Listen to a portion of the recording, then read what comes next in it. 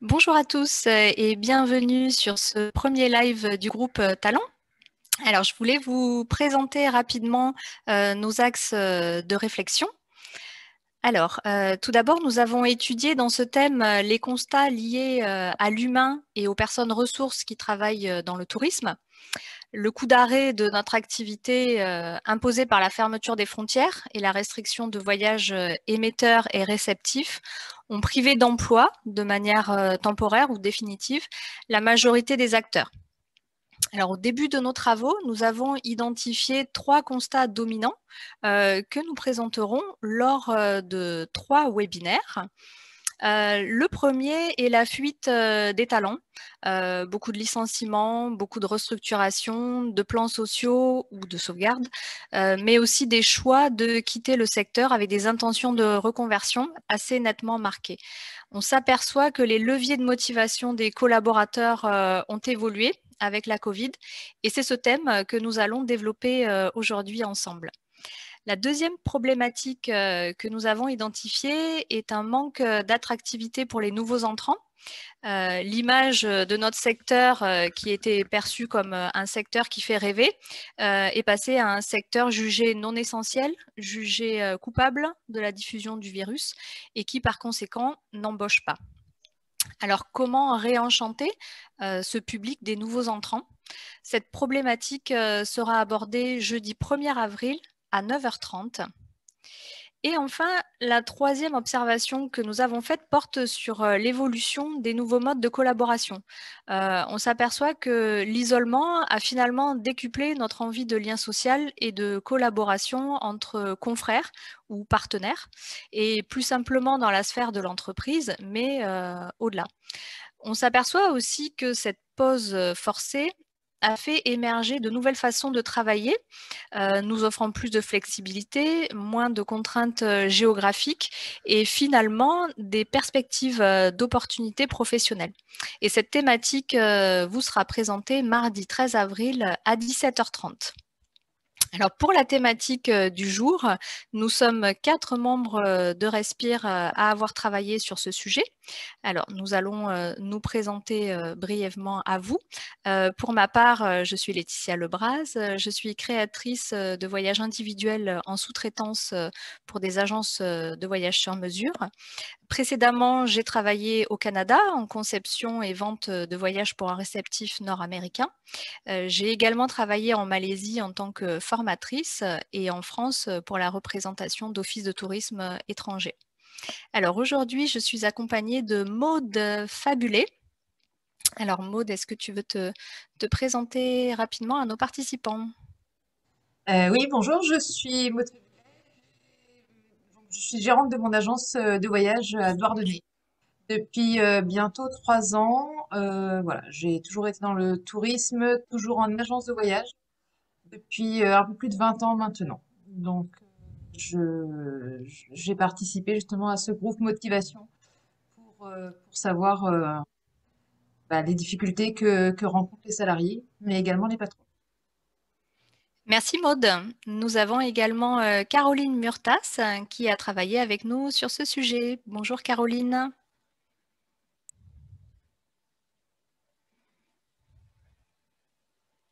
Alors, est-ce que Caroline, tu voudrais te présenter rapidement à nos Oui, participants? bonjour à tous. Excusez-moi, un petit problème de micro. Je suis Caroline Murtas. Je suis actuellement animatrice territoire chez Clé Vacances. Auparavant, j'ai été 10 ans donc chef de produit en tour opérateur groupiste. Je suis également partie 2 ans à l'étranger où j'ai travaillé notamment en Nouvelle-Zélande en tant qu'agent de voyage. Et actuellement, je fonde également ma société, donc Caroumbé, pour un tour du monde solidaire. Merci beaucoup, Caroline. Et enfin, Frédéric Babu nous accompagne également aujourd'hui. Frédéric, est-ce que tu voudrais te présenter à nos participants également? Bonjour, j'espère qu'on me voit. Eh bien, Bon, d'accord. Frédéric Babu, donc voilà, je participe à Respire déjà depuis plusieurs mois. J'ai beaucoup d'années d'expérience de management d'équipe. Alors, beaucoup dans le transport aérien, 27 ans dans une grande compagnie dans une grande compagnie aérienne où j'ai occupé différents postes, notamment un poste de directeur marketing. J'ai fait du yield Et j'ai également été directeur régional à l'étranger pour le compte d'Air France KLM, ce qui consiste à être le chef d'orchestre, à essayer de faire en sorte que les avions décollent à l'heure, vendre beaucoup de billets d'avion et puis animer des équipes forcément culturellement très variées.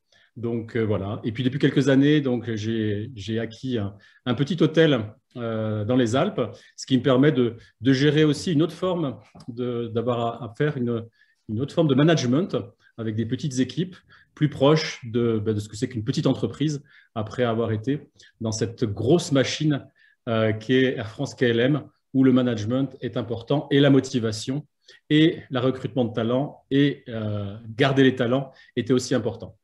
Merci. Merci Frédéric, et effectivement c'est notre thème du jour. Alors pour appuyer nos réflexions, nous nous sommes accompagnés de professionnels. Alors nous recevons aujourd'hui Charlotte Pajot qui est notre invitée, qui est directrice des ressources humaines de Terre d'Aventure. Bonjour Charlotte, pourrais-tu te présenter rapidement à nos invités?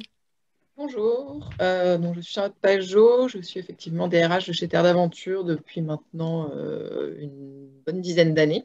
Voilà, auparavant, j'avais une première expérience en compagnie aérienne, donc toujours orientée tourisme. Parfait, merci Charlotte. Alors malheureusement, notre deuxième invitée, Marie-Charlotte Deleuze, s'excuse et malheureusement est retenue pour un impératif professionnel de dernière minute. Alors vous la verrez bien évidemment dans la vidéo. Alors le format que nous vous proposons aujourd'hui pour la session, que vous connaissez déjà si vous suivez nos travaux des États généraux de Respire. Nous vous proposons la diffusion d'une vidéo avec la synthèse de nos travaux qui dure une quarantaine de minutes et nous nous retrouverons juste après pour accueillir vos remarques et vos questions. Je vous souhaite un bon visionnage. Bonjour à toutes et à tous. En vue des États généraux de mars 2021, nous avons souhaité nous intéresser à la rétention des talents du secteur du tourisme. Pour cela, nous avons interrogé les différents acteurs, les agences de voyage, les réceptifs, les hôteliers, les autocars, les guides ainsi que le secteur de l'événementiel. Tous sont à l'arrêt depuis 1 an. Pour une grande partie, au chômage partiel et pour les indépendants, sous perfusion en attente d'un redémarrage. Notre constat est qu'une majorité des acteurs souhaitent rester dans leur entreprise, à leur métier et leur passion, qu'ils croient en l'avenir du tourisme ou qu'ils sont attachés à leur entreprise. Une partie veulent se reconvertir car les difficultés à retrouver un emploi, besoin de sécurité, un salaire insuffisant, une envie de reconversion, un déséquilibre entre vie professionnelle et vie personnelle. Pour les entreprises, pendant cette crise, chez les salariés et de ne pas perdre ses talents du tourisme. Les formations ont été plus sollicitées pendant cette période, tant pour les salariés que pour les entrepreneurs. Les acteurs du tourisme ont ainsi pu se perfectionner sur certaines destinations, sur les nouvelles technologies, ou soit découvrir un autre métier. Les entreprises qui ont donné à leurs salariés cette possibilité de se former ont compris l'enjeu dans la rétention des talents pendant cette période de crise. Je passe la parole à Caroline, qui va nous parler des leviers de motivation. Comme le disait Maud, effectivement, la formation fait partie d'un des leviers de motivation, que ce soit pour garder ou pour attirer les talents dans les entreprises. Mais justement, voyons ensemble quels sont ces leviers de motivation en termes d'entreprise. Est-ce qu'ils ont évolué? Quels sont-ils? Donc avant, déjà, il faut savoir que depuis les années 2010-2015, on parlait de la QVT, la qualité de vie au travail. Donc vraiment centré plutôt sur le bien-être du salarié. Ça a été pas mal médiatisé avec, par exemple, de gros cas dans les multinationales, de tout ce qu'on parlait de burn-out, de dépression. Mais on centrait vraiment au niveau du bien-être en soi d'un salarié dans l'entreprise. Aujourd'hui, ça va encore plus loin puisqu'on parle vraiment de responsabilité sociale et environnementale de l'entreprise. Ces entreprises qui sont donc confrontées à devoir justement évoluer pour avoir un meilleur équilibre entre leurs performances économiques et leurs performances sociales sur lesquelles elles sont du coup jugées. Donc au niveau de la qualité de vie au travail, ça se rapproche du RSE et voici les 8 critères en fait qui sont établis pour pouvoir juger de l'interactivité et du bien-être du salarié. Donc bien sûr, il y avait tout ce qui est le travail en soi, mais également la rémunération, l'organisation, donc qui comprend aussi le management, la relation humaine, la relation travail, le climat social. Et donc, comme on l'a vu, le parcours professionnel, la formation, mais aussi les conditions de travail. Aujourd'hui, on voit donc qu'il y a ces champs, ces domaines que l'on étudie, mais on voit vraiment qu'ils sont devenus, que le sens des priorités a changé. Donc, voyons les nouvelles priorités qui sont en fait justement de pouvoir vraiment pour les collaborateurs avoir un meilleur équilibre entre leur vie professionnelle et leur vie personnelle. Donc, avant le Covid, on était vraiment sur davantage, donc en termes de reconnaissance, basé sur la rémunération, tout ce qui va être relation, management, donc le climat social dont on parlait. Mais finalement, le sens, l'intérêt et l'équilibre entre la vie personnelle et professionnelle, ces deux critères arrivaient bien après, plutôt en 4e et 5e position. Le Covid, en fait, a mis en exergue cette nécessité d'équilibre, de pouvoir trouver vraiment un sens et un intérêt dans nos métiers.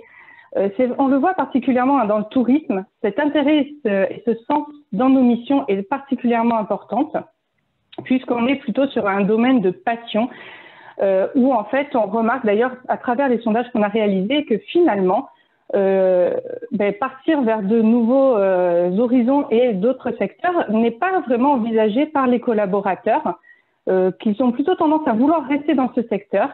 Et donc, parce que ça s'explique tout simplement, parce que comme vous le savez, on est dans un métier passion où on donne du sens au voyage, à la société, et où on permet la découverte et donc aussi de participer à la connaissance des cultures et donc à un mieux vivre ensemble. Donc, on remarque que vraiment, les salariés recherchent davantage cette mission de vie, de pouvoir équilibrer leur vie professionnelle et leur vie sociale, et aussi de recréer ce lien et cette relation au sein des entreprises avec le climat qui, lui aussi, ces relations qui, elles, aussi, ont été mises à mal, en fait, dans le contexte du Covid. Donc, on voit vraiment une évolution. Maintenant, reste à savoir comment ces entreprises évoluent, elles, justement, pour pouvoir composer avec ce nouvel enjeu social et ces nouvelles priorités. Dans le cadre de ces états généraux du tourisme, je souhaite poser ou reposer la question suivante. Comment, dans nos métiers du tourisme, utiliser le levier de la délégation, ou pour reprendre un terme anglo-saxon, l'empowerment, pour augmenter la motivation des équipes dans des contextes perturbés comme aujourd'hui? Depuis un an, les relations sociales, les liens quotidiens entre les managers et les managés ont été très bousculés par l'ajustement des effectifs drastiques parfois, par la redéfinition des rôles, des procédures de travail et l'instauration de nouvelles façons de travailler dans un contexte de télétravail souvent subi et parfois quand même organisé. Donc en matière de délégation, d'empowerment, différentes études ont montré et montrent que pour des raisons sociologiques, historiques, la délégation en France, on n'est pas le premier de la classe en Europe. Pourtant, là aussi, les études, les observations montrent que l'épanouissement repose, entre autres, sur la reconnaissance du travail accompli, la possibilité d'une autonomie, d'une certaine autonomie dans notre travail et le sentiment d'appropriation, de maîtriser une partie de ce qu'on fait, à la fois dans des métiers opérationnels ou fonctionnels.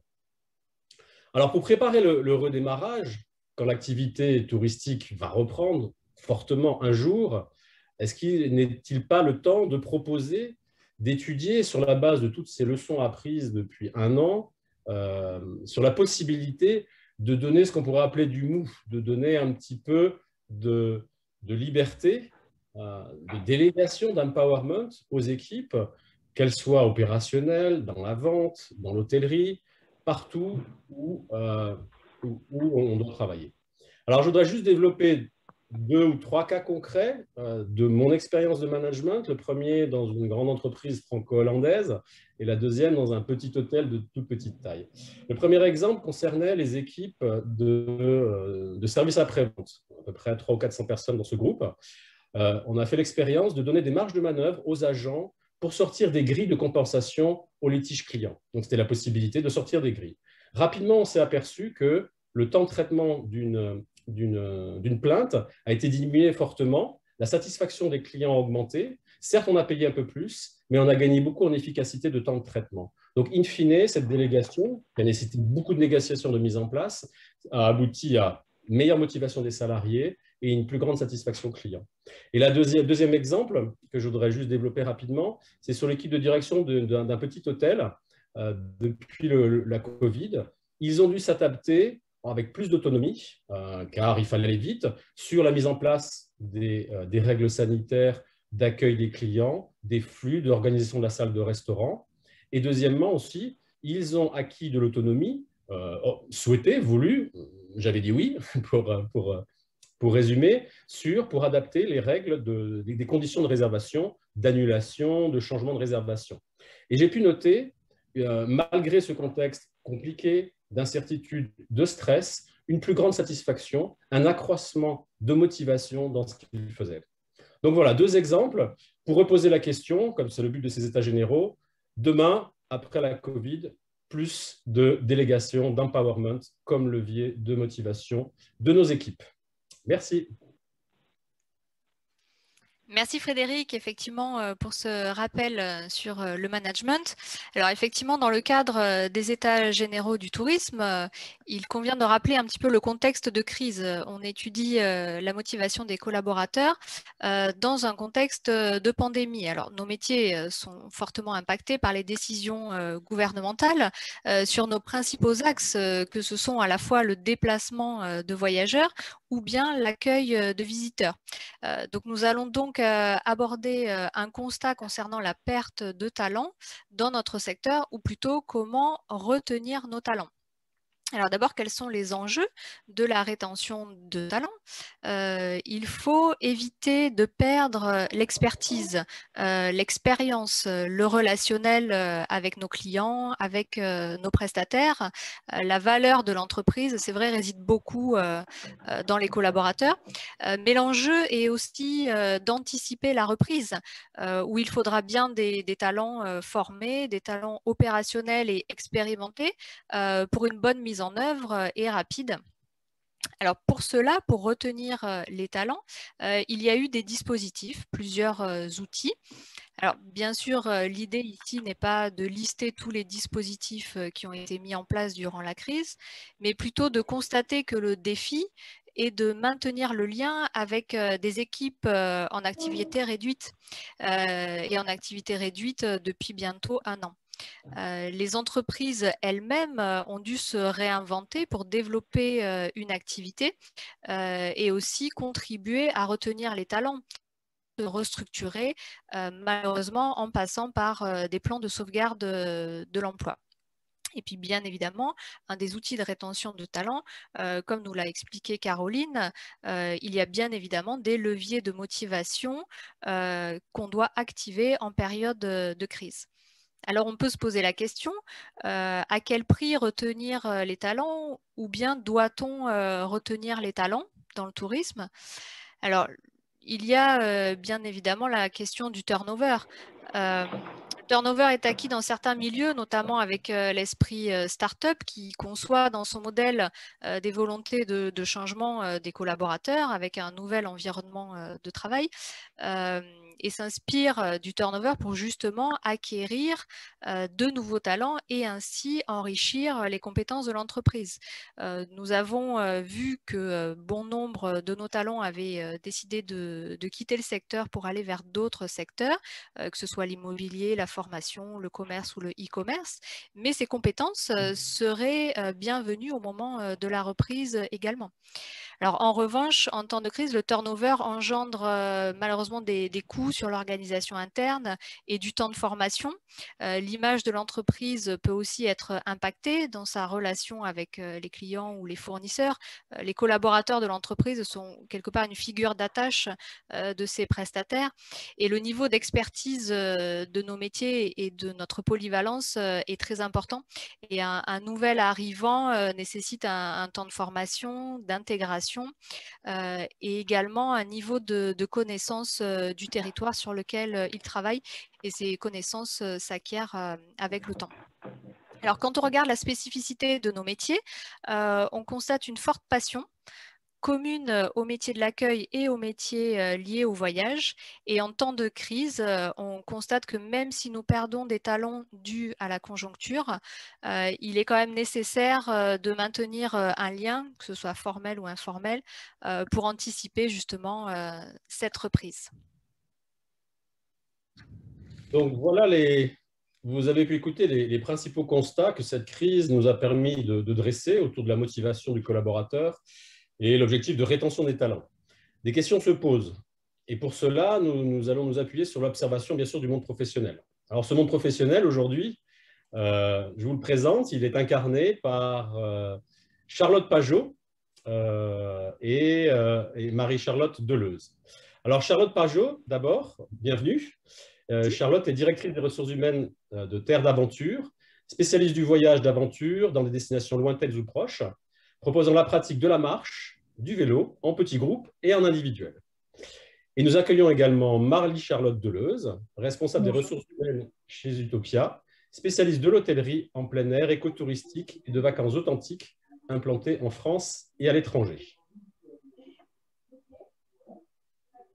Oui, donc merci à vous donc, de participer à nos états généraux et donc de pouvoir échanger. Moi, j'avais une question par rapport à la perception de la crise, en fait, par rapport à vos collaborateurs.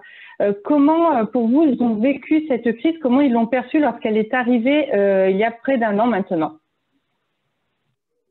Alors, au démarrage, ça a été assez violent. Tout le monde a pris ça un peu par surprise, donc ça a été assez violent. Au début, nous, on a eu pas mal d'activités parce qu'il fallait gérer tout ce qui était les reports, les rapatriements des clients. Donc, l'activité n'a pas diminué tout de suite. Elle a diminué un petit peu après. Et là, il a fallu accepter cette perte d'activité, ce qui n'a pas été évident. Et ce, depuis, ça va presque faire un an. Ce qui est difficile, je pense, à gérer dans cette crise, c'est vraiment le fait de ne pas avoir de visibilité, de ne pas avoir de perspective. On sait que ça va reprendre un jour, mais on ne sait pas quand. C'est ça qui est assez difficile. Néanmoins, on a quand même des collaborateurs qui font preuve d'une grande patience, d'une grande résilience et qui restent vraiment mobilisés et qui ont vraiment hâte que ça reprenne et que l'activité reparte. Marie-Charlotte, quant à Utopia, comment avez-vous, oui, ça a été perçu du coup par vos collaborateurs au sein de l'entreprise? Alors, vous avez vécu la même expérience? Alors, sur le premier confinement, en tout cas les premières semaines, oui, c'est certain, puisque ça a été, nos établissements ont été soumis à arrêté administratif, donc de fermeture, donc on n'a pas eu le choix, c'est-à-dire que on a dû fermer nos sites en moins de 2 jours, rapatrier nos clients, tout organiser pour qu'on puisse fermer. En revanche, nous, l'activité a repris, puisqu'à partir de juin, on a eu la possibilité, on s'est battu pour pouvoir le faire, et on a eu la possibilité de pouvoir réouvrir nos campings et villages à partir du 5 juin. Et on a la chance d'avoir un secteur d'activité qui est plutôt porteur, puisque sans risque, c'est-à-dire que quand vous allez camper, forcément vous avez un peu moins de risques, vous êtes en pleine nature, donc les risques sanitaires sont très limités. Donc nos équipes ont clairement été très sollicitées sur cette période estivale, avec un rythme très soutenu. Et on a aussi, je pense, la chance d'avoir un PDG qui est plutôt sur une dynamique positive et qui a décidé en tout cas de relancer la machine et de relancer les projets. Donc depuis septembre, que ce soit sur nos sites et villages ou que ce soit au camp de base, donc dans nos bureaux, toutes nos équipes sont mobilisées pour relancer sur la saison 2021, du coup maintenant, dans l'espoir en tout cas de pouvoir ouvrir et commencer une saison à peu près normalement, on va dire. En respectant bien entendu tout ce qu'il faut, mais avec un vrai objectif d'ouverture dès avril 2021. Oui, donc on voit effectivement qu'il y a 2 expériences forcément différentes du fait des obligations, des interdictions légales ou justement des opportunités qui ont été provoquées. Par contre, en termes, quand même, il y a eu pour chacune quand même une période de baisse d'activité, voire une absence d'activité. Est-ce que du coup, vous en avez profité dans les entreprises pour mettre en place des formations spécifiques ou des actions spécifiques? Alors nous, les formations spécifiques qui ont été mises en place, ça a été essentiellement sur les outils, parce que avec le confinement, on a été tous obligés de se mettre au télétravail. Et on avait les outils commencé à se mettre en place et ça a vraiment accéléré la mise en place de ces outils. Donc, il y a eu pas mal de formations autour de ça. Après, sur les formations métiers en tant que telles, on attend plutôt la reprise parce qu'on estime que pour qu'une formation soit efficace, il faut pratiquer derrière et que si on les fait maintenant et qu'on n'a pas d'activité derrière, ça ne va pas être utile.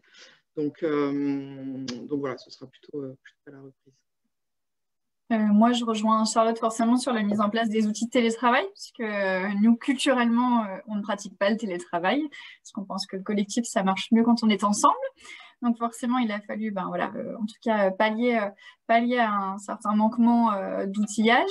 En revanche, pour préparer aussi l'ouverture, puisque nous, l'objectif, c'était vraiment de pouvoir réouvrir nos cités villages, on a formé l'ensemble, on a travaillé et on a ensuite formé nos salariés sur les campings, notamment aux certifications Socotec, qui est la certification sanitaire. Donc ce qui a nécessité beaucoup de travail sur nos équipes en préparation, parce qu'il faut la préparer, c'est un gros boulot. Et puis ensuite, sur juin notamment, un gros travail de formation, puisqu'il fallait qu'on fasse certifier l'ensemble de nos 60 sites, former nos équipes, etc. Donc oui, là, il y a eu un gros travail lié vraiment aux obligations réglementaires. En revanche, pas de formation prévue, on va dire, plus classique sur des métiers, puisque là, la priorité, c'était vraiment de recentrer sur de l'exploitation et pas forcément de la formation comme on aurait eu à faire en temps normal, on va dire. D'accord, ouais. Donc là, on voit en fait que oui, vous avez mis en place des formations justement par rapport aux outils, à ces nouvelles méthodes pour justement accompagner en fait finalement les collaborateurs dans certaines notamment obligations ou même pouvoir évoluer en fait justement sur différents plans.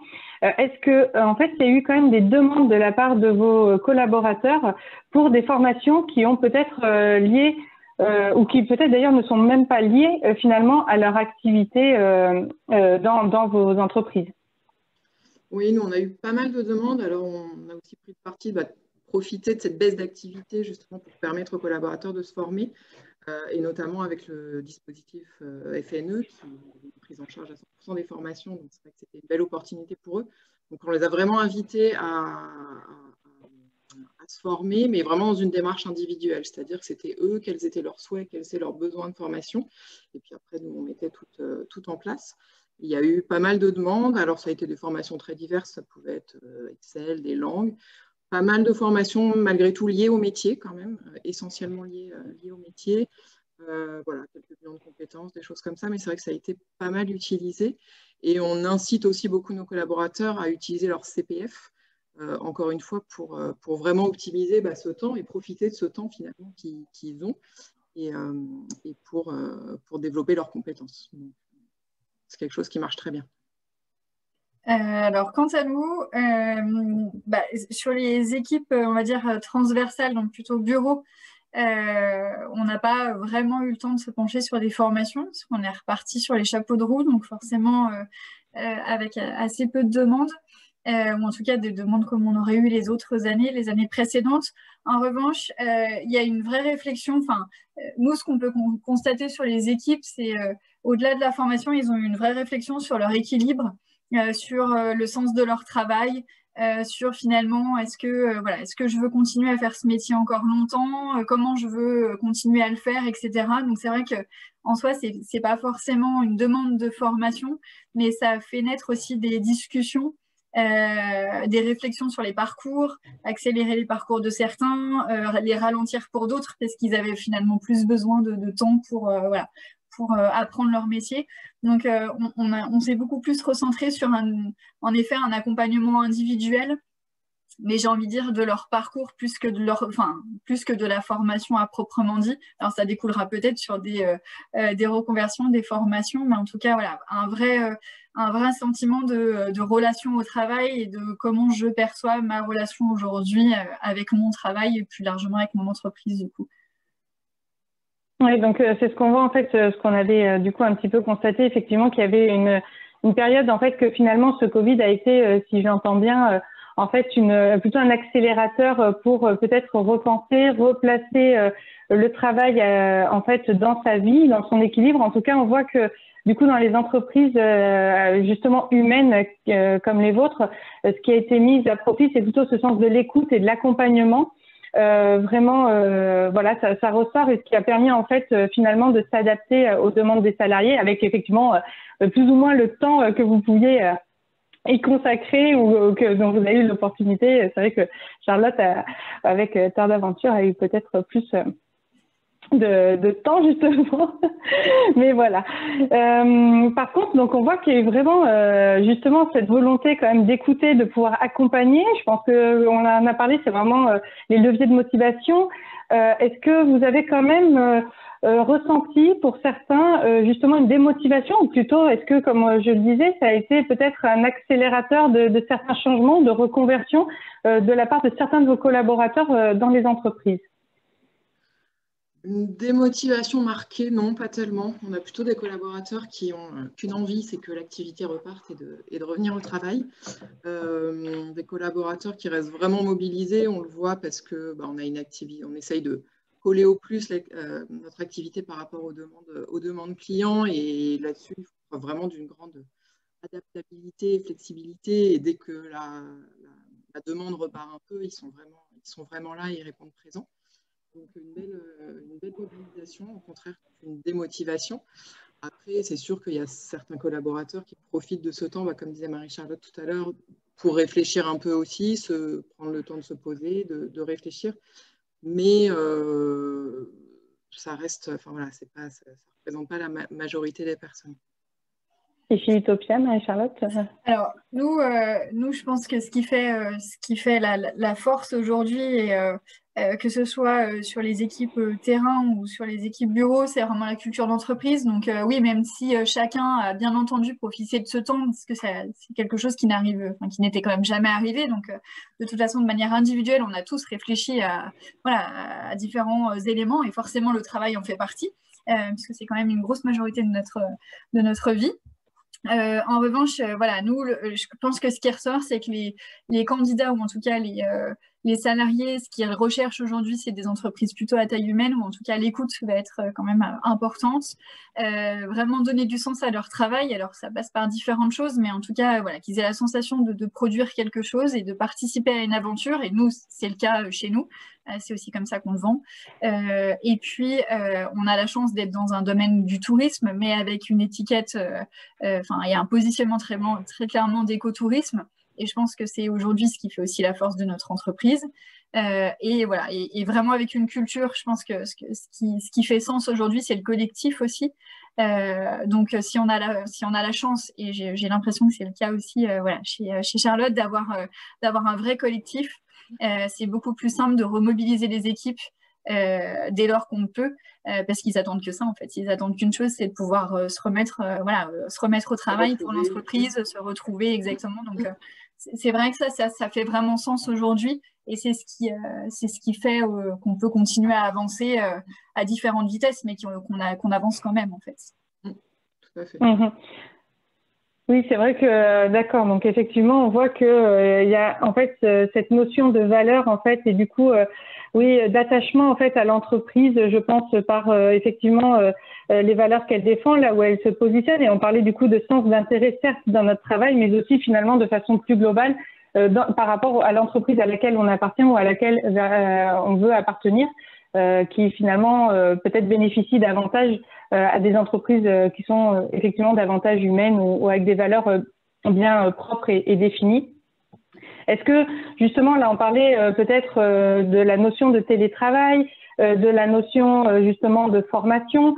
Est-ce que vous avez vu, vous, une évolution justement, donc on parlait avec Marie-Charlotte, vous l'avez dit, en fait que par exemple les collaborateurs étaient en demande justement de vraiment d'être en quête de sens.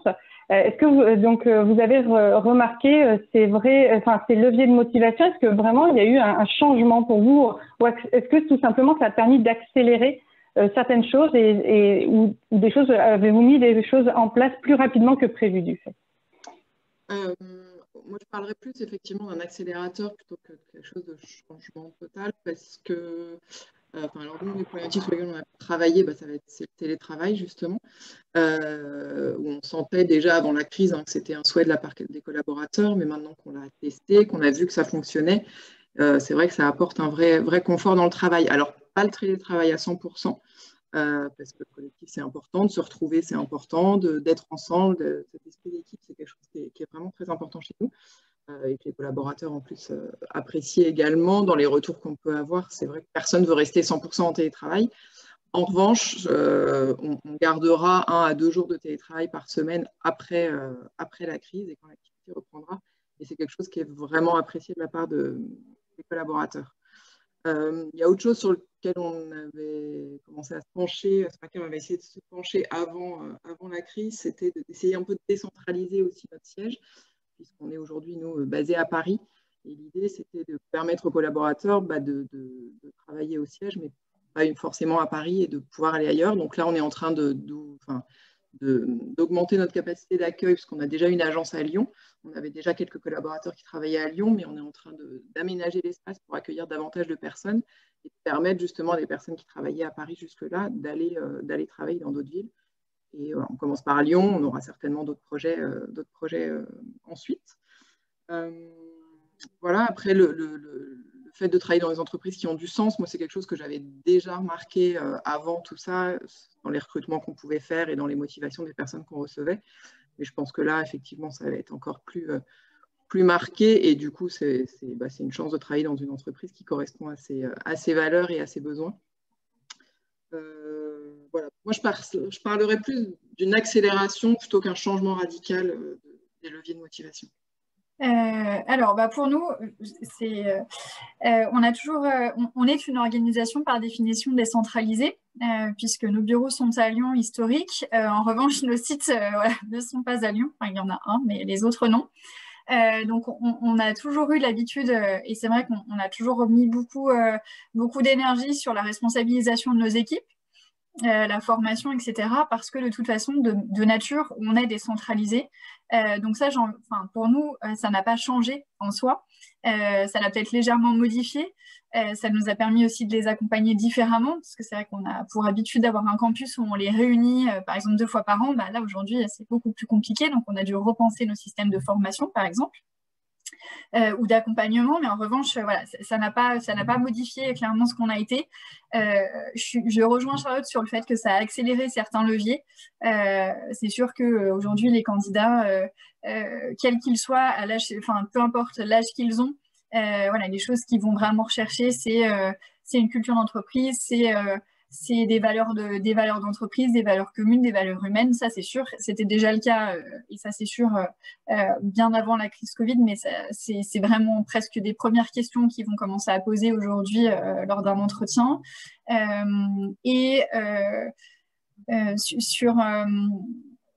Nous, ça a presque renforcé en fait nos appuis, c'est-à-dire qu'on a des valeurs très fortes et finalement, c'est venu les renforcer.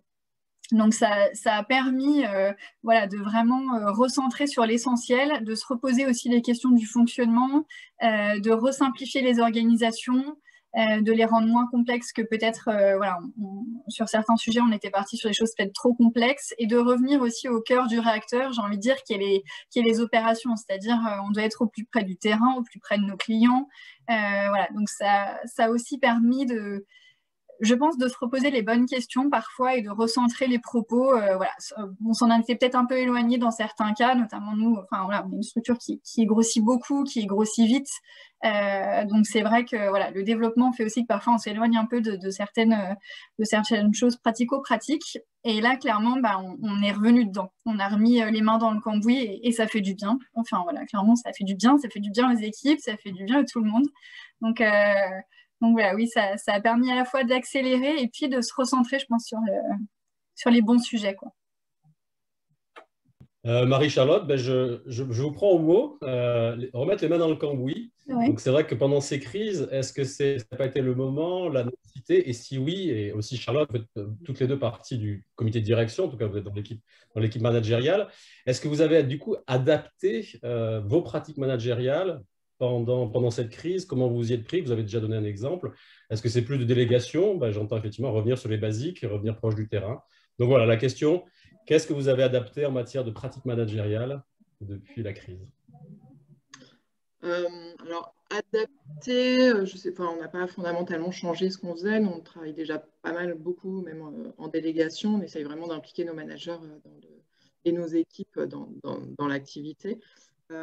Après, en temps de crise, ce qu'on a remarqué qui était très important, c'est la communication et de garder le lien. Surtout que nous, on est en activité partielle, de manière assez forte. Donc, ce n'est pas forcément évident parce qu'il y a des personnes qu'on voit presque pas, voire plus. Donc, c'était un vrai challenge pour les managers, ça, pour le coup, de réussir à garder le lien et puis d'être vraiment, pour le coup, dans l'activité pour réussir à adapter en permanence en fonction du taux d'activité, des demandes clients et de réorganiser sans cesse comme ça les équipes et de les mobiliser pour qu'elles soient présentes au moment voulu. Et ça s'est fait de manière assez naturelle finalement, parce qu'on est dans une entreprise qui a déjà cette culture-là et où avec un esprit d'équipe assez fort et des échanges qui se font de manière formelle et informelle assez facilement. Et les managers se sont vraiment pris au jeu et ils ont vraiment répondu présent pour faire face à tout ça. Donc ça a été vraiment une force. Et puis paradoxalement, ce qui a été intéressant aussi, c'est que nous, notre siège est à Paris, mais on a 13 agences en tout. Donc en France, une à Genève et une à Bruxelles. Et le développement de tout ça a fait qu'on a aussi développé la communication avec les personnes qui étaient plus loin, et notamment les outils de visioconférence. Et du coup, ça nous a plutôt rapprochés des équipes qui étaient en province. Donc ça a été aussi un point positif. D'accord. Alors nous, oui, forcément, nous, on a dû s'adapter au télétravail, notamment sur les bureaux, parce que c'est quelque chose qu'on n'a pas pratiqué, qu'on n'a jamais pratiqué. Donc c'est vrai que pour certains managers, autant ça a été assez naturel, autant pour d'autres, je pense que ça a été beaucoup plus compliqué. En revanche, comme dit Charlotte, on a toujours essayé de maintenir le lien. Donc nous, on avait demandé à ce qu'il y ait de toute façon un suivi au minima une fois par semaine du collectif, même pour ceux qui étaient complètement arrêtés. C'est-à-dire qu'on a quand même eu des équipes qui ont été complètement arrêtées. Donc voilà, de les inclure dans les projets, de les inclure dans la réunion au mois hebdo, pour qu'ils aient, qu'ils sachent ce qui se passe sur leur dossier, ce qu'ils avaient arrêté, etc. Donc ça a été vraiment sur la première crise. Et puis, on a surtout repensé nos schémas de process, c'est-à-dire comment on peut faire pour donner plus de délégation encore à nos chefs de camp adjoints qui sont sur le terrain. Comment on simplifie les procédés de validation pour aller au plus près, pour aller plus vite. Ça, je pense que ça a vraiment aidé sur la réflexion. Toujours dans le souci de se dire, il faut qu'on soit le plus adaptable et le plus réactif possible, parce que si demain on ferme, mais qu'après-demain il faut réouvrir, il faut savoir faire on-off le plus rapidement possible, même si pour nous c'est compliqué, parce que on n'est pas un hôtel, quoi. On ne tourne pas la clé de la porte et puis on peut réouvrir. Non, c'est plus complexe que ça, donc c'est toujours avoir une certaine flexibilité. Je pense que ça a vraiment, c'est vraiment le souci numéro 1.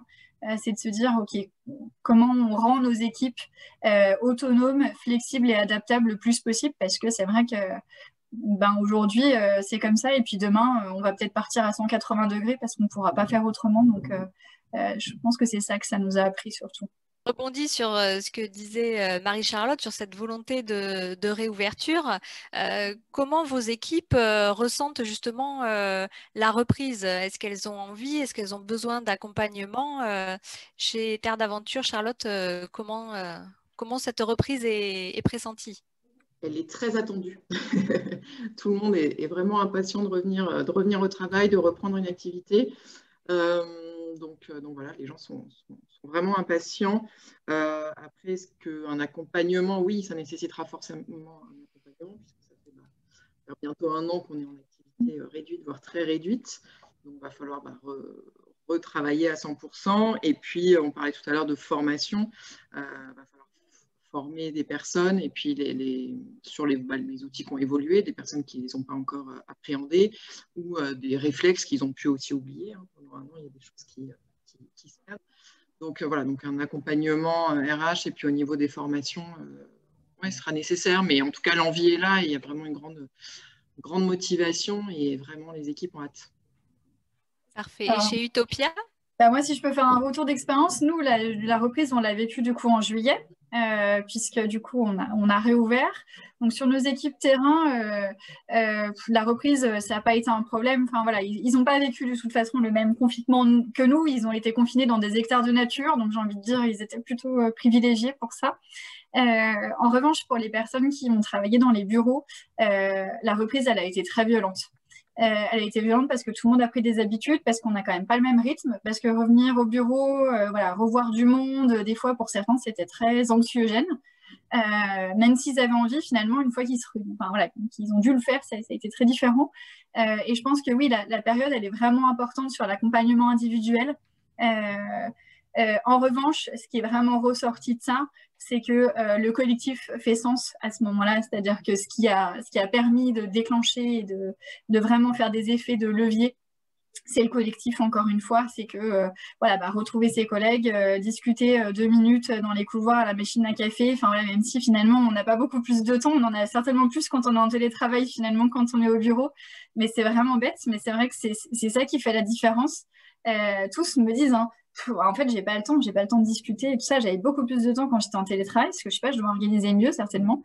En revanche, je suis 10 000 fois plus content d'être ici. Même si finalement j'ai que 5 minutes de pause et que je vois beaucoup moins mes collègues, je suis content parce qu'il y a l'effusion un peu de la ruche qui a repris et ça permet aussi de s'oxygéner, de sortir de chez soi.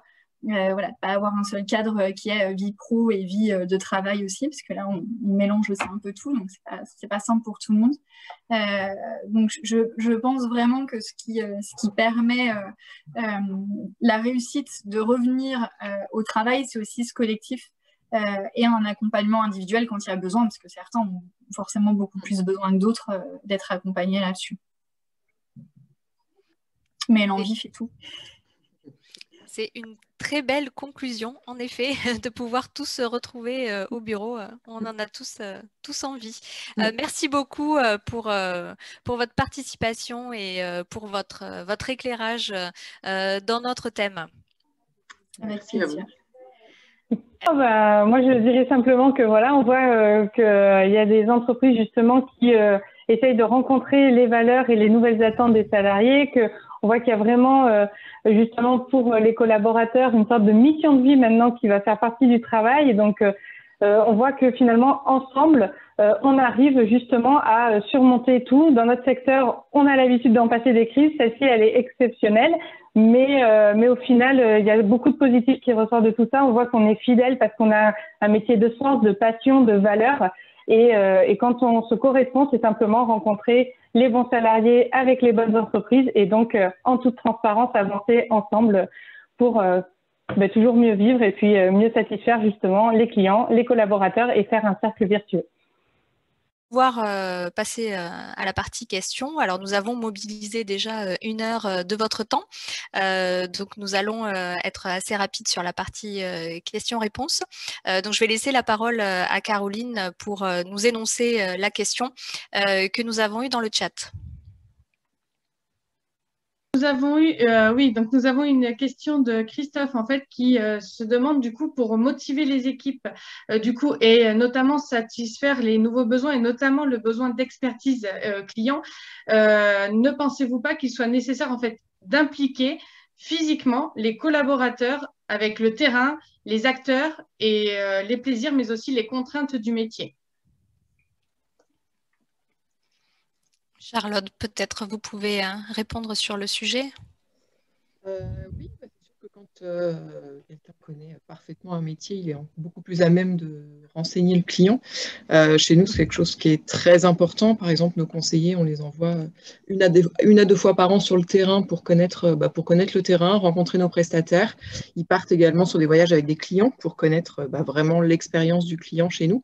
Et être à même de vraiment répondre à chaque question. Donc oui, ça me semble important. Alors, effectivement, dans le cadre de nos travaux de recherche et notre préparation, pour garder cette motivation, l'ennemi en fait de cette crise, c'est la durée. Surtout pour le secteur agence de voyage, tour opérateur, c'est vraiment pas évident de rester motivé pendant autant de temps sans avoir de visibilité vraiment sur la reprise. Alors, Charlotte, chez chez Terre d'Aventure, est-ce que vous pouvez nous expliquer ce qui vous a le plus aidé, ce qui a le plus aidé les collaborateurs, quelle pourrait être un petit peu votre recette pour avoir réussi à garder motivés vos collaborateurs? Alors, je pense que la clé, comme tu le dis, hein, c'est vrai qu'on a la vraie difficulté de cette période, c'est le manque de perspective, de visibilité et la durée de cette crise. On n'a jamais connu de telle. Et la clé pour moi dans tout ça, c'est la communication. Donc nous, on a vraiment axé nos efforts là-dessus. Et notamment, on a mis en place un système de visioconférence une fois par mois entre la direction et l'ensemble des salariés pour les tenir au courant, leur dire un petit peu quelles étaient les avancées, où on en était, quel niveau d'activité, d'essayer malgré tout de leur donner des perspectives avec les données qu'on avait, même si ces perspectives, elles peuvent être amenées à évoluer parce que c'est vraiment un phénomène qu'on ne maîtrise pas. Mais malgré tout, c'est quand même important de donner des étapes et d'y aller pas à pas. C'est également important d'être transparent, de dire ce qu'on sait, ce qu'on ne sait pas, parce que le voit bien, hein, c'est encore une fois quelque chose d'inédit, donc on découvre au jour le jour et on fait avec les données qu'on a. Mais voilà, de dire aussi qu'on ne sait pas, c'est important. Donc c'est vraiment cette transparence vis-à-vis des collaborateurs, de continuer à maintenir le lien, donc je parlais de communication, donc oui, entre la direction et puis les salariés, mais également entre les managers et les salariés. Donc chaque manager, même s'ils ont des personnes qui sont en activité partielle totale, c'est essentiel de maintenir le lien, de continuer à les impliquer quand même, à prendre des nouvelles, à faire des petites réunions de temps en temps avec toute l'équipe. Et puis après, ce lien, il se fait aussi de manière informelle entre nos collaborateurs. C'est vrai que l'esprit d'équipe, la cohésion de groupe, chez nous, c'est très important et c'est quelque chose qui se fait assez naturellement. Donc, les collaborateurs ont plaisir en dehors de tout ça et en dehors du travail et de manière informelle à se retrouver et à échanger. Et puis après, je pense que ce qui nous aide, on parlait tout à l'heure des leviers de motivation qui étaient importants comme le fait de trouver un intérêt et du sens à son travail. Et je pense que ça, c'est une force de Terre d'Aventure, d'avoir des valeurs fortes, d'être dans un secteur comme le tourisme, comme disait Caroline, c'est vrai que c'est un secteur dans lequel on travaille avec des gens passionnés et passionnants. Et que Terre d'Aventure, en plus, correspond vraiment aussi aux envies de tourisme d'aujourd'hui et de demain. Et c'est quelque chose qu'on fait depuis 40 ans, à savoir des voyages en petits groupes, sur des activités lentes, des voyages proches de la nature, sur du tourisme responsable, respectueuse de l'environnement, respectueuse des pays dans lesquels on va.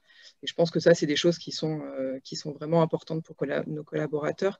Et c'est ce qui fait qu'ils se retrouvent aussi dans leur métier et qui restent motivés et attachés à l'entreprise, même si on traverse cette crise importante. Alors, on a des remarques sur la terminologie des motivations. Là, en fait, on parle plutôt, enfin, ce qui a été noté dans la vidéo, c'est une très forte réflexion en fait sur notre position au travail, plutôt que sur de réfléchir à nos motivations en termes de salaire, est-ce que je veux un meilleur salaire, est-ce que je veux une meilleure position. C'est plutôt ce qui ressort, c'est notre position au travail, comment je veux évoluer dans ma carrière. Et on a vu dans la vidéo que ce qui ressortait après le Covid, c'était l'équilibre entre la vie personnelle et la vie professionnelle. C'est ce qui ressort en première évolution. Sauf qu'avec les contraintes sanitaires, dans un cadre de reprise, la vie personnelle est très fortement contrainte, puisqu'il n'y a plus de loisirs, il n'y a plus de restaurants. Il n'y a plus de sport, de culture, etc. Donc, comment est-ce que chez Terre d'Aventure, vous arrivez justement à faire un équilibre du coup entre cette vie professionnelle et cette vie personnelle? Alors nous, on ne peut pas agir sur effectivement tout ce que tu dis et les contraintes sanitaires qui sont actuelles et effectivement, hein, tout le monde est restreint dans ses activités personnelles. Malgré tout, on essaie d'inciter les collaborateurs à profiter de ce temps parce que finalement, nous, on a une activité partielle assez importante depuis 1 an, donc les collaborateurs ont du temps. On essaye de leur présenter ça comme une opportunité aussi, de pouvoir aussi justement prendre leur temps. Alors ça peut être aussi sur des projets personnels, du temps avec leur famille, du temps sur travailler avec des associations. Enfin, on peut le faire de différentes manières, faire du sport. Enfin, il y a encore plein de choses possibles. Donc on essaye vraiment de les impliquer dans tout ça et de faire en sorte qu'ils en profitent au maximum. On parlait des formations également dans la vidéo, donc ne pas hésiter aussi à se former, d'utiliser le CPF, les formations qu'on a mises en place dans le cadre du FNE.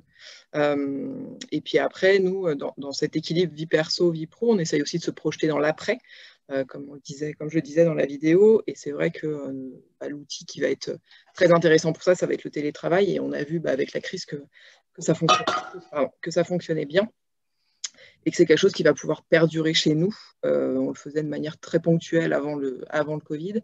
Et après, avec la reprise, c'est quelque chose qu'on va garder davantage. Et comme je disais, où il y aura 1 à 2 jours de télétravail par semaine, ce qui va permettre justement d'améliorer cet équilibre entre la vie professionnelle et la vie personnelle. Parfait. Alors, pour ne pas trop déborder sur vos emplois du temps respectifs, on va peut-être accueillir une dernière question. Peut-être Caroline, je te laisse poser la dernière question. Oui, nous avons Frédéric Dautuil qui demande, Charlotte, au niveau des collaborateurs, notamment des agences de voyage et des tours opérateurs, qui semblent être découragés en fait des changements des tâches, parce que c'est vrai qu'on leur demande d'être polyvalents et surtout d'être maintenant des juristes, des experts sanitaires, comme on l'a vu d'ailleurs dans l'interview avec Marie-Charlotte. Avec des formations, au lieu finalement de se concentrer sur ce qui est leur cœur de métier, d'être conseiller vendeur. Donc, de ce fait, est-ce que vous avez l'impression qu'une part significative des collaborateurs, notamment de vos collaborateurs, souhaitent quitter le monde des agences de voyage ou tour opérateurs pour prendre une nouvelle orientation? Et si oui, est-ce que ce serait définitif ou temporaire? Non, honnêtement, on n'a pas vraiment remarqué ça chez nous. Comme je le disais dans la vidéo, nous, on a plutôt des collaborateurs qui restent vraiment impliqués, motivés, qui attendent qu'une seule chose, c'est la reprise. Alors oui, la période est difficile et ils en ont plutôt marre de ne pas travailler, d'attendre et de effectivement pas exercer leur métier. Mais pas tellement de ras-le-bol au point d'avoir envie de changer totalement de secteur. Je pense que la passion reste là. On sait en plus que quand ça va repartir très fort parce que tout le monde n'a qu'une envie, c'est de prendre un billet d'avion, de voyager. Donc voilà. Donc on sait qu'on va avoir beaucoup de travail ensuite et tout le monde a hâte que ça reprenne. Donc non, j'ai pas vraiment remarqué ça. Et du coup, je vais quand même ensuite, on a des questions que alors, il y a Frédéric qui continue sur peut-être, est-ce que c'est aussi la tendance chez les autres confrères, peut-être, sinon? Est-ce que vous avez eu des échos avec d'autres entreprises? Je ne sais pas, je ne peux pas vous répondre. D'accord. Et du coup, il y a Christophe qui revient sur, est-ce qu'on ne revient pas sur un repositionnement de l'entreprise, en fait, plutôt, comme on l'a peut-être vu, d'un lieu de convivialité plaisante avec alternée, en fait, un lieu de convivialité avec un temps de travail à domicile, en fait. Oui, c'est ce qu'on disait tout à l'heure, effectivement, avec la partie télétravail, la recherche de sens. Je pense que l'esprit d'équipe est aussi super important aujourd'hui. Les gens ne viennent plus juste faire leurs tâches et repartir. Ils cherchent vraiment à avoir des journées, un travail dans lequel ils sont bien, à passer des journées positives, des journées dans lesquelles ils sont bien, et du coup d'avoir des vrais échanges intéressants avec les personnes avec qui ils travaillent. Donc pour moi, c'est effectivement essentiel aujourd'hui d'avoir un vrai esprit d'équipe dans une entreprise, des vraies valeurs humaines, d'avoir un cadre de travail aussi plaisant qui permette aux gens de travailler dans des bonnes conditions. Et effectivement le télétravail pour permettre cette articulation vie professionnelle, vie personnelle. Je pense que c'est cet ensemble de choses qui fait qu'un collaborateur va se sentir bien dans son entreprise.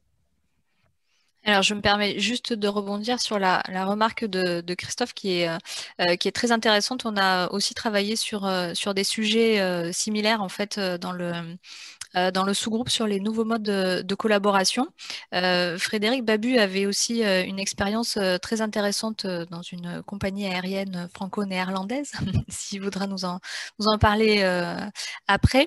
Mais justement, on a ça où en fait des personnes se sentent plus concentrées en fait de rester à domicile, mais par contre, il manque le lien social. Et en fait, on s'aperçoit que des décisions importantes ou des projets assez clés dans l'entreprise sont pris sur des échanges informels. On a forcément tous en tête l'exemple de la machine à café où en fait beaucoup de décisions sont prises lors d'une machine à café ou autour d'un apéro informel. Et c'est justement ce nouveau mode d'entreprise qui mérite réflexion, et peut-être que le Covid a permis une réflexion là-dessus. Est-ce que Frédéric, peut-être tu veux nous partager ton expérience que tu avais sur le sujet?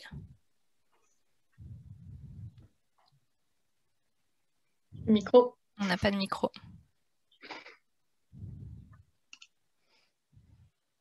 On a le micro désactivé. Oui, pardon Laetitia. Donc, dans cette entreprise franco-néerlandaise, il y a quelques années, on a mis en place donc, les premières expériences de télétravail. Et j'ai vu à quel point, effectivement, comme les attitudes ont pu changer, du plaisir, vraiment du plaisir retrouvé. Il y avait vraiment, on a cassé parfois ce côté de venir tous les jours au bureau avec tout ce que ça voulait dire. Donc, il y avait vraiment cette alternance qui a vraiment été très, très appréciée. Et ce que je sais, ce que j'observe, c'est que la Covid va nécessairement changer ça. Les réticences qu'il pouvait y avoir à la fois chez les managers, mais aussi beaucoup chez les ressources humaines, qui étaient parfois un peu conservatrices, je dois l'avouer. Mais on avait réussi à faire ce test. Et je sais qu'avec la Covid, tout ça, c'est beaucoup développé. Mais j'avais vraiment noté cette forme de convivialité, de retour de reconsidérer un petit peu cet équilibre entre le personnel et le professionnel avec ces nouvelles formes de liberté, mais en même temps toujours cette forme d'implication très forte, même quand les gens étaient en télétravail. Parfait, merci beaucoup. Alors, je vous remercie tous et toutes de votre attention, d'avoir assisté à notre webinaire. Alors, je vais vous rappeler donc nos prochains rendez-vous.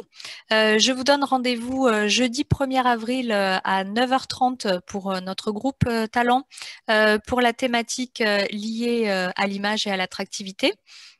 Et je vous donne également la date de notre prochain webinaire Respire qui a lieu lundi. Donc, l'actualité chez Respire est assez chargée. Vous avez la possibilité d'assister à beaucoup de webinaires. Donc, lundi 29 mars à 12h, à midi, ce sera le groupe CARE avec la thématique du carbone exit.